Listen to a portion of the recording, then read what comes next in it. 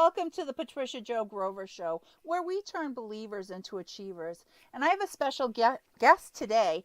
This is Dr. James Omps.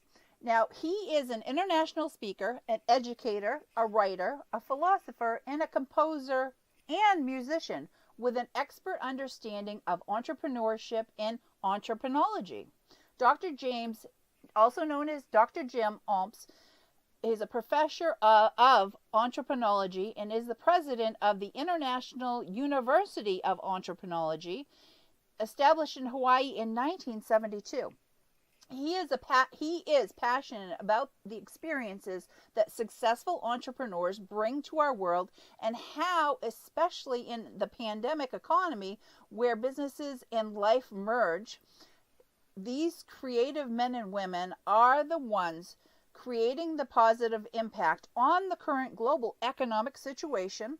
Entrepreneurology is the unique discipline of all entrepreneurs who grow value for humanity as well as wealth. With 40 plus years in business experience across the globe, US, India, Malaysia, and Asia Pacific, he brings open-minded perspectives to the table for examination and understanding. So he says our motto is to bring knowledge, experience, and imagination together.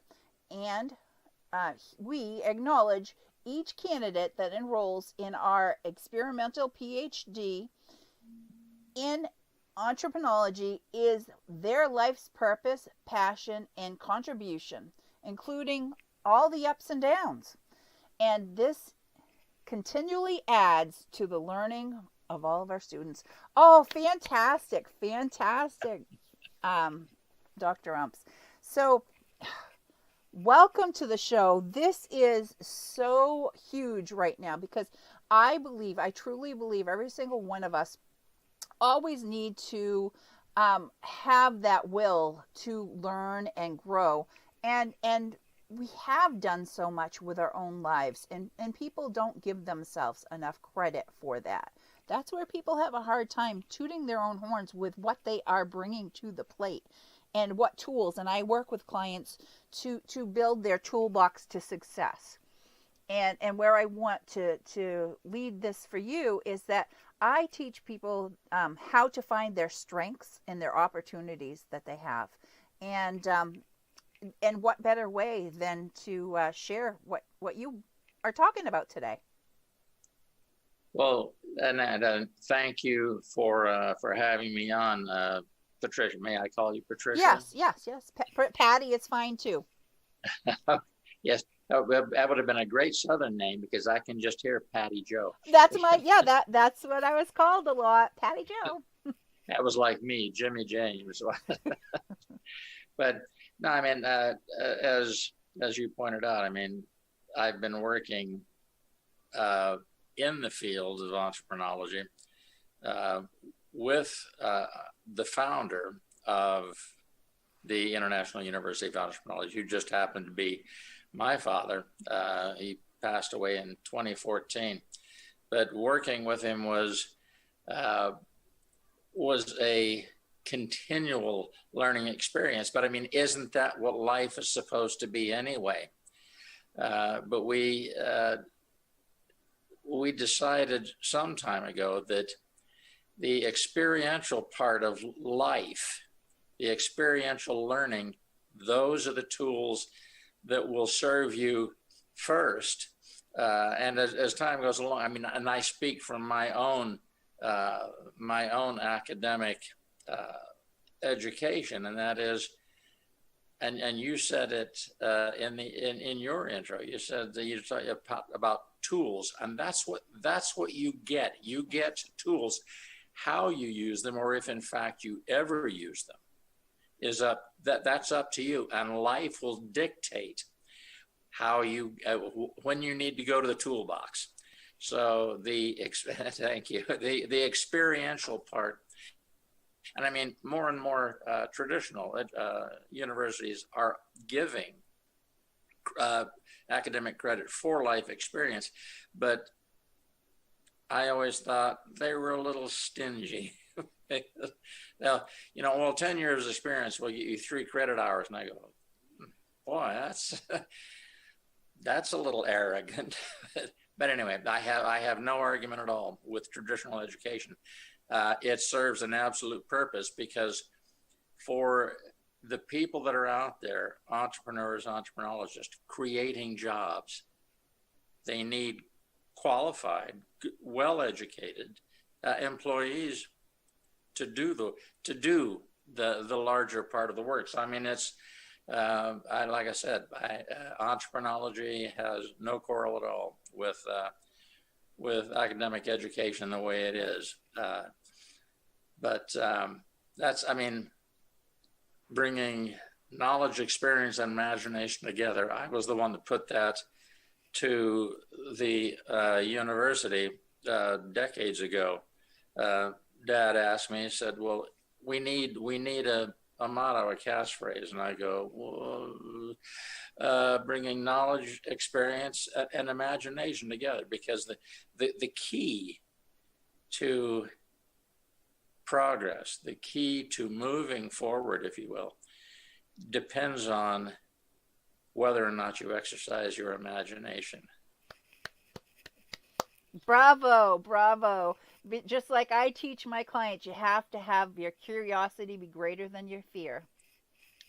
That, and may I use that going forward? Oh yes, yes. I'll give you credit. I love that, but I love that. That's beautiful. Yeah. And just to make it official, if you can text me that in an email, yeah, I would, sure. I would love it. We're always looking for the people that see things differently. And I mean, the list of highly successful entrepreneurs and entrepreneurologists, you can hear quotes about things like that from every one of them at one time or another. It is interesting in this particular thing we've been going through since the first of the year. It's interesting how they said, well, how are we going to get back to normal? Frankly, I don't think there is a normal that we're going to achieve again, nor should there be. It's an opportunity to move forward unencumbered. We spend too much time praising ourselves for what we've done, and not enough time looking at things that need to be changed and actually doing something to make that come about. And I mean, I know that, and using, if I may, using you as an example, here we are in the middle of this life-changing experience, and you're out here perhaps putting people in front of an audience that can help them see a different way, a way forward, unlike anything we've known in the past. In my 76 years, I've never seen anything that brings the world to a complete halt. Other than my favorite movie, I think I was 8 years old when I first saw The Day the Earth Stood Still. Right. And that's what it's interesting how that came to mind when the pandemic brought everything to a stop. And I go, wow, that's interesting. But even in the movie, they said to move forward, you can't continue to do the things that bring up big questions about, well, why are you doing this? What are you doing? You need to do something that is positive and something that is good for everybody.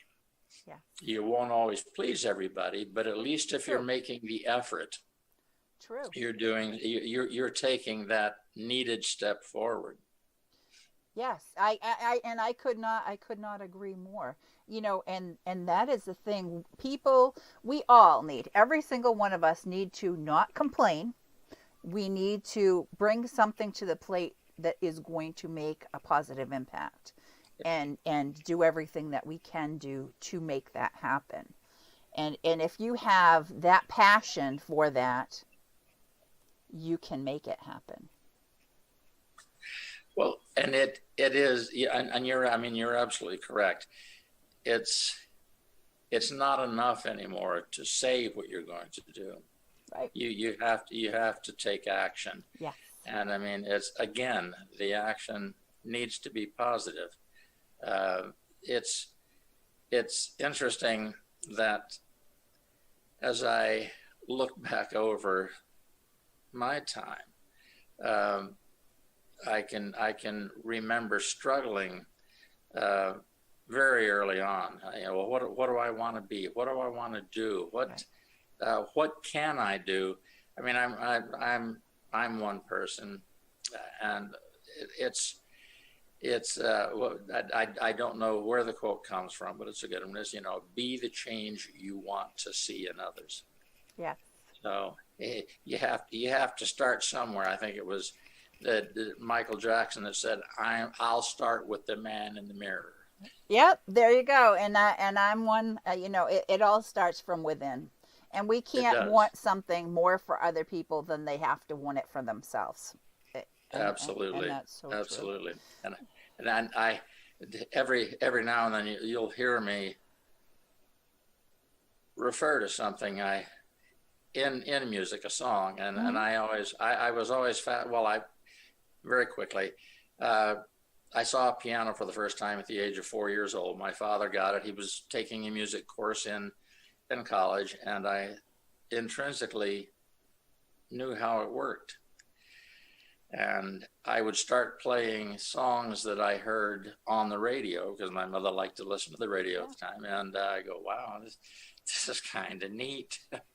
And I I admittedly I was lazy. I should have paid attention when my mom paid for piano lessons, but I didn't. Yeah. Uh, I could hear it, I could rough it out, and it was one of my piano teachers that said, "You're not reading the music, are you?" And I go, "No."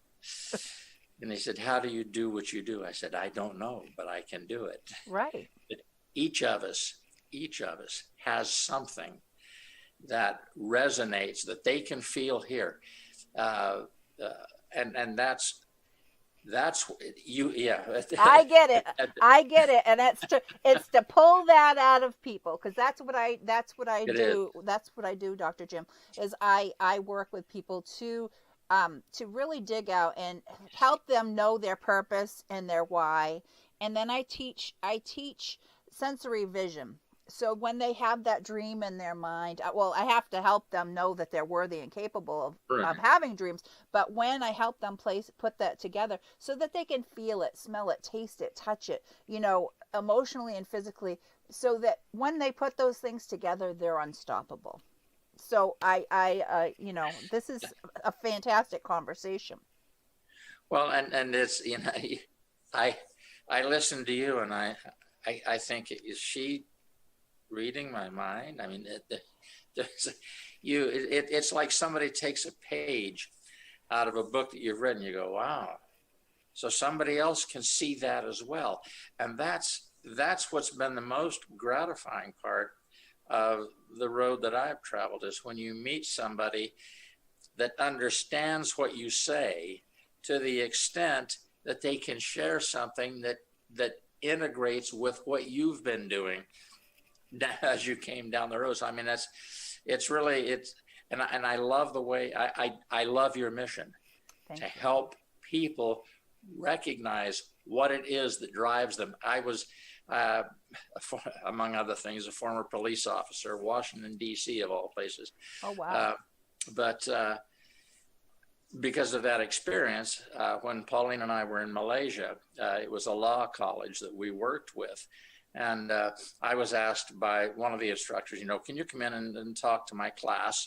You know, we're getting into the law and what, the repercussions of this and that. And he said, just talk, oddly enough, experience.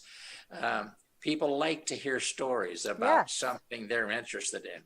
So I went in and I gave my experiential talk, and then you take questions, and I did, and it was, after it was over, the instructor said, Jim will be here off the side of the stage, for anybody that'd like to come up and ask additional questions. I had a young man come up, and he said, he says, can I ask you a personal question? I said, absolutely.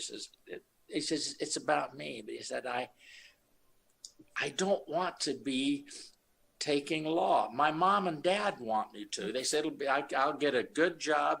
And I said, and you'll get a good job if that's what you want. And he says, but that's it. I don't know what I want. And he said, tell me what I should do. And I said, no, that's not how it works. Right. And you know this. And I said, what do you like to do? He says, well, I don't really know. And we talked, just kind of went back and forth for a few minutes. And he says, I love taking electronic things apart and see how they work. And I go, maybe that's a place to start. Right. But it's fascinating. And it's, as you said, you cannot tell somebody what to do. How do I? No, you figure out what it is you love and then go with it. I've loved music for my entire life. My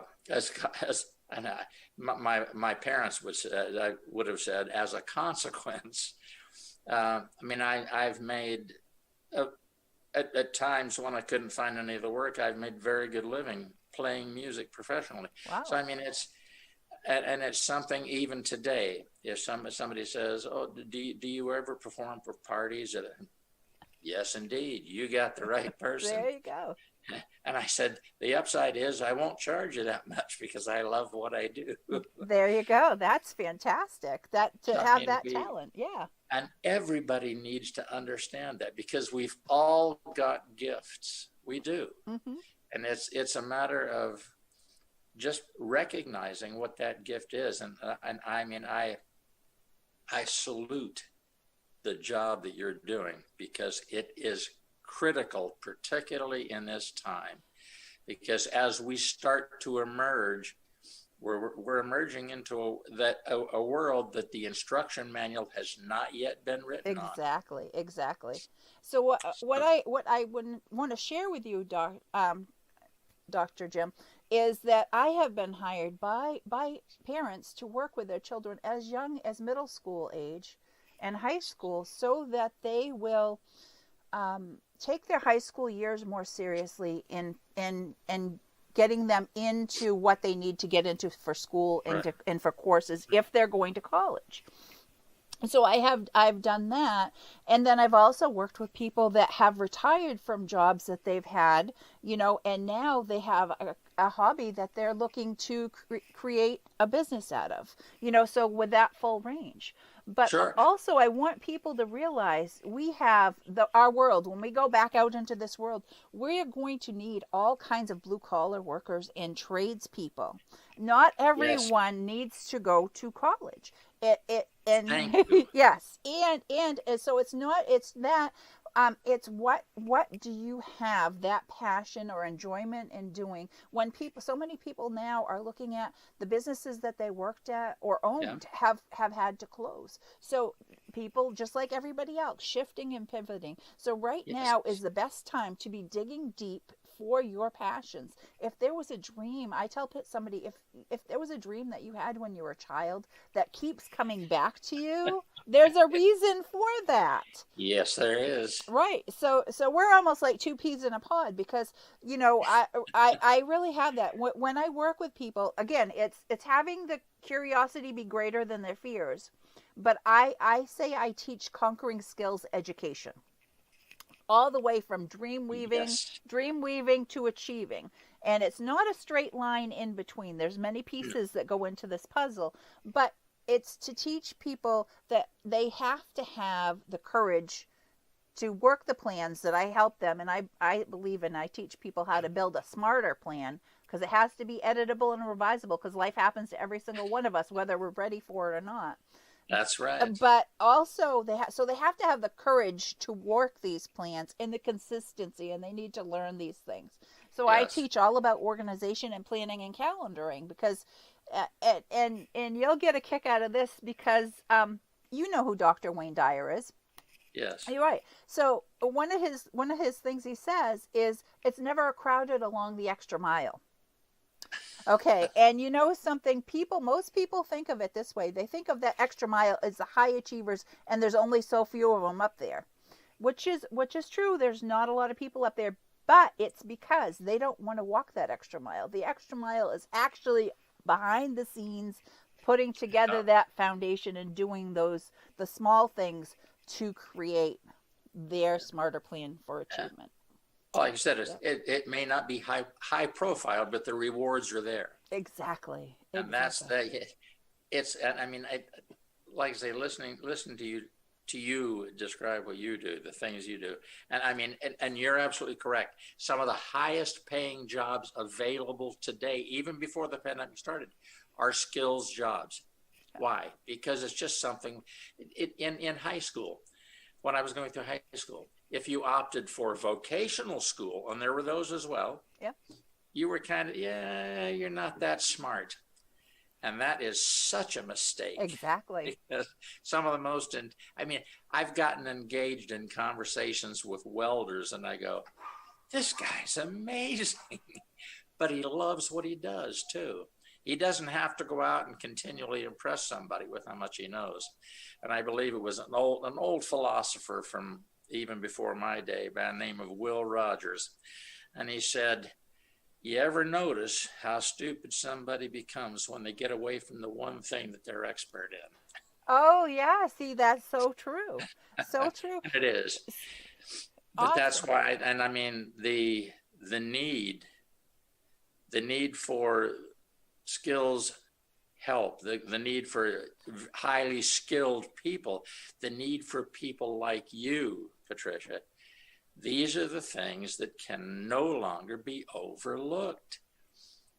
And I mean, there are those who won't ask for help, and that's where you become exceptionally important, because if you can talk to them long enough, like that young fellow in the law class, you'll find out more about them by talking. I'm sure I have a feeling that you have a way of putting people very much at ease, which you did with me. I was nervous before I came on here, and you have a very pleasant way of reaching out, and more than that, reaching in. Thank you, and I take that as such a compliment, because I do feel like that, because the road that I have walked to get to where I am, and I am all about having people break the cycles of the limiting beliefs that we have that are holding us back. And for me, I'm also about breaking, I work a lot and I'm talking a lot on domestic violence summits and everything, because I experienced that as a child. And so in my family history, so I am very in tune with the effects that it has on us as children, as women, in trying to have healthy relationships in lives, and how it just affects everything. So it's all about breaking the cycles, and that's, you have to have that the mindset of, if you want something to be different, you have to take action, and like we said, positive action to do that. Yes. Well, and like you said, break the cycle. And I mean, that's what COVID has done. Yeah. For the overall, it's broken the cycle. We can move forward without having to depend so much on what we know. And then it was one of my favorite quotes is by Albert Einstein. He said, imagination is more important than knowledge. Knowledge can limit you, imagination encircles the world. Oh, that's so fantastic. That is fantastic. I love it. And again, so you were just saying about how COVID has broken the cycles. Now that those cycles are broken, we can rebuild it better and Yes. healthier and more productive than ever Yep. before if we have the right mindset of the approach. That's the magic word, mindset. Yeah, fantastic. You and I could chat all day. I know we could. But we'll come back to on track for a bit. So, why do you think knowledge, experience, and the imagination is more important than the academic rigor and sitting in the classroom? And I'll give you very quickly. I'll give you something that my father taught me. Dad was a university professor. He retired professor emeritus at the University of Hawaii. He was in the College of Business, and he said, if I give a question, I have 5 students. If I give one question to 5 students, he said, I should get 5 different answers. And he said, because everybody perceives something differently, even if it's a very small perceptive difference. But he said, if all they're trying to do is figure out what I want them to say, right? He said, then they're limited. And I mean, road education is limiting. And he said, but if I got 5 different answers, he said, this goes beyond me, beyond my level of expertise, at least 1 or 2 of them. And he said, we can create new knowledge. And I thought, that's beautiful. Mm-hmm. So, I mean, that's the difference between sitting in a classroom and trying to give something back to the professor verbatim, as opposed to being in a situation where the question goes out and you go, wow. I mean, even case studies, and I did case studies in my later years, they still have an answer. They're still looking for, this was the right answer. But the question I would have then is, but maybe one of these other answers would have worked just as well, or who knows, even better, because life is not a one-answer quiz. It's not. That is so true. Oh, I applaud that. That is fantastic. So now, can you tell me what is the foundation or the history of this approach that you do with entrepreneurs? Okay, well, it actually goes back when my father was with the Ford Foundation in India back in the 60s. He worked for the Small Industries Extension Training Institute, and he was involved in business. And what he started learning with a colleague of his at the time was that we get too stuck in well, this is the way we always do it. Why? Well, because it's the way we've always done it. And he says that's what he started looking at. He said sometimes you get one person that makes all the decisions in a business, and he said it's so limiting.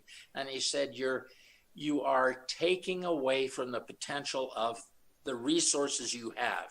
Yeah. And he said that was where it started. So it started in the 60s, and as he came back from Ford, he went to work at the University of Hawaii, and he went to Taiwan to give a seminar. This is where entrepreneurology came from. It was a seminar in top management to the most successful businessmen in Taiwan at the time. That was in 1972, and he was frightened. He says, "What can I tell these men, these people, that they don't already know? They've put it into practice." And it was the Minister of Economic Development that said, I want you to tell them something about entrepreneurship. Well, now Dad was happy, but he says it's a higher level than entrepreneurship as we know it now. And that was when I said, call it entrepreneurology and just get on with it. So Dad did maybe privately, and I'm up against the clock, but I mean the repercussions that his series of seminars had actually played a big role in what Taiwan did going forward. Wow. So wow. It's and to that end, I would like to just mention that Taiwan, it's called it's the Taiwan Economic Miracle. You can look it up. Oh, cool. It is online, and it talks about what happened. It was from the mid 70s until the early 80s, what Taiwan did. And I can tell you for a fact, my father had a hand in that. Oh, that is fantastic. That is so interesting. I am going to have to check that out, because that it really makes a difference, and we really need to look at that. Do I have you for a few more minutes to Sure, ask more questions? Yeah, I again, I could be with you all day, but I have questions, because inquiring minds have to know. Sure. So, why is it more important than ever today in these pandemic times to change? You know, what, you know, we kind of led into that a little bit before, because now is the best time. Cycles have been broken. We need to rebuild, and we need to rebuild smart. And we need to, going back to music, it was John Lennon that said, imagine. And I mean, it's, while not everybody, necessarily wanted to imagine what he was talking about, but the imagination is key to moving forward, because things do have to be different. And an opportunity like this, it doesn't come around that often. So you have to make the most of it. And the entrepreneurial mind, the creative, innovative mindset, I love the way you put that in there. Mm-hmm. I mean, that's the mindset you really need, because you're looking at a whole different set of variables, and it takes an imaginative approach. You can't go back and say, well, this is an approach that worked. And Albert Einstein that said that you can't change things by using the same reasoning you used to get you into the situation you're in. So I mean, and this, like as we've said back and forth, this is the time, because and I'll come back to you. You have the answer for that. We've broken the cycle. You're right. And I mean, to me, in a way, yes, it's scary, all this unknown, and there is so much unknown. So some people, it's overwhelming, but I am actually finding it invigorating and it's exciting in a way, because and people might think I'm strange or weird, but I know you get me, because now is that time. I'm thinking we need to look to our children who have such vivid imaginations, and ask and finding from them, how do they want to see the world when they're old enough to do different things? Because so many people don't allow themselves to dream or think outside the box, and you'll get a kick out of, my book, Dr. James, is actually living outside the box. I saw that. I love it. And it is. It's outside the box, and I teach people to think outside the box, network outside the box, mastermind outside the box. Don't put ourselves in these boxes and with limiting beliefs. Let's not do that. Well, and you know who Alvin Toffler was? Yes. Social scientist. I wrote several books: Power Shift, The Third Wave, Future Shock. It was him that said, change is inevitable. We can embrace it or we can fight it. Yeah. Either way, it's going to happen.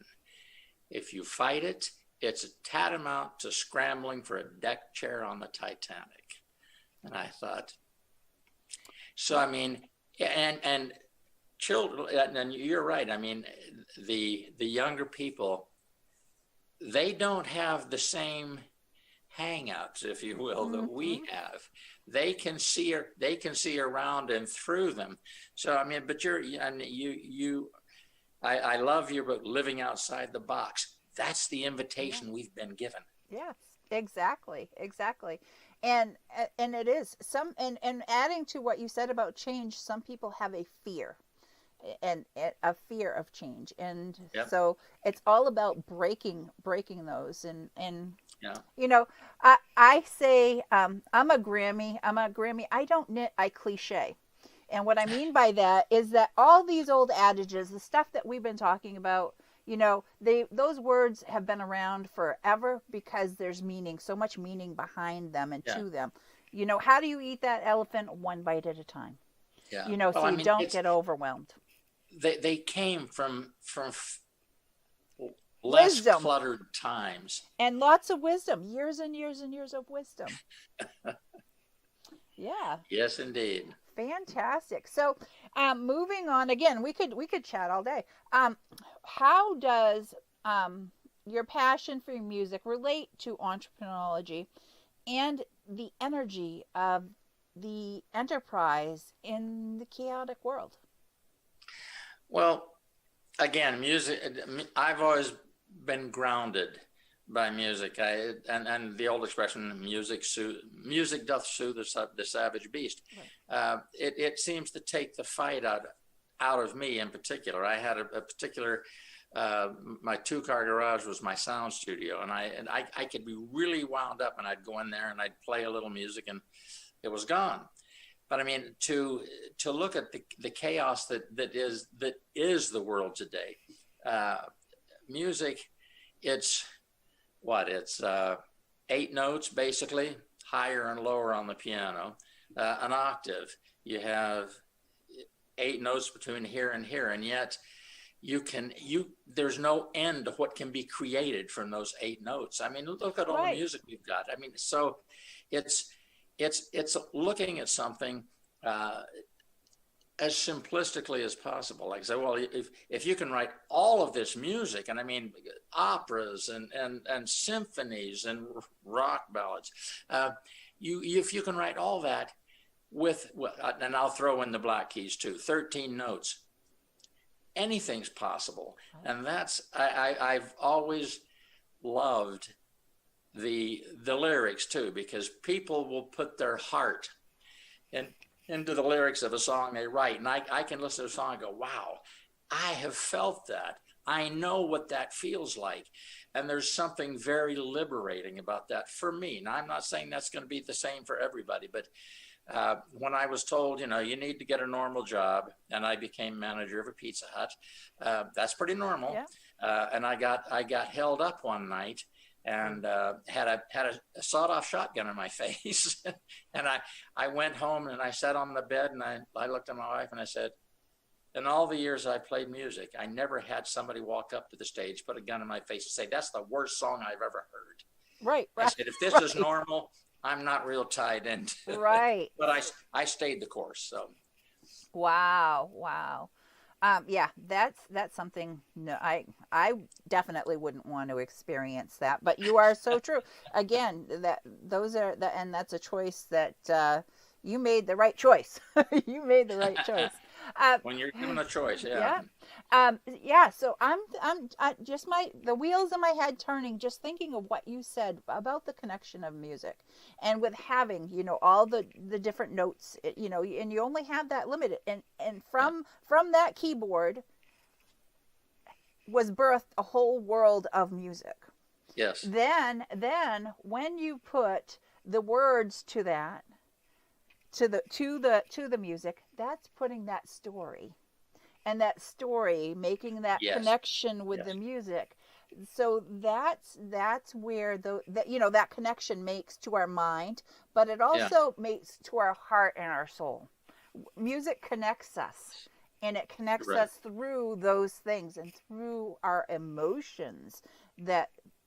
And music connects the world and individuals from all over the world. You get your toe tapping, or you sway, or whatever it is, when the music comes on. And that is, to me, when I talk about, and talking about sensory vision, the feel it, smell it, taste it, touch I like that term. That's that whole thing, and bringing everything together. So, and how you said how that ties in, that just connects, that clicks. That's an aha for me. So thank you. Now, see, I've got to get a copy of your book now and read it. Yeah. Yeah, fantastic. Well, wonderful. I'm so blessed to have met you. And actually, I had just interviewed your wife. So, Yeah, so the family. right, exactly.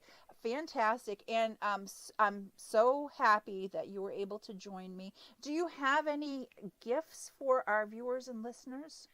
Yeah, if they would like it, I've got something I put together.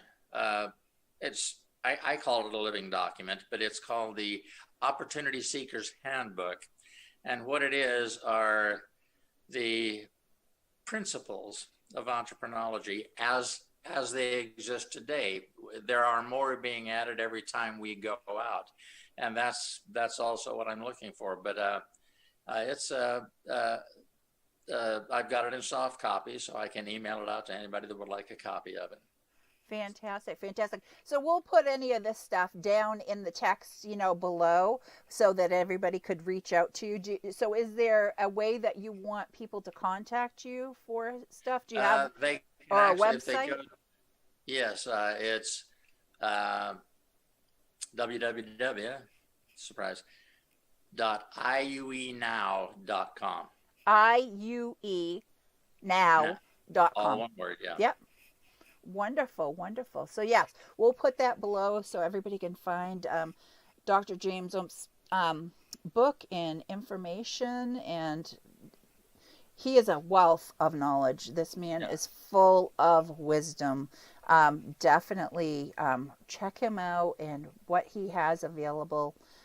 And I'm so, again, I'm honored to have you as a guest.